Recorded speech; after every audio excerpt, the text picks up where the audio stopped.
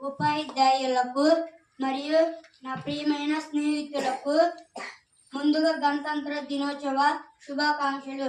ఈరోజు మనం 76వ గణతంత్ర దినోత్సవ వేడుకలు జరుపుకుంటున్నాము. ఈ జాతీయ పండుగను ప్రతి భారతీయుడు ఎంతో ఉత్సాహంగా 26 భారత గణతంత్ర 1947 ఆగస్టు 15 మన దేశానికి స్వాతంత్రం వచ్చినప్పటికీ మన దేశానికి సొంత రాజ్యాంగం లేదు.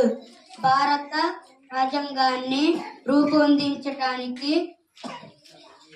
డాక్టర్ అంబేద్కర్ అధ్యక్షన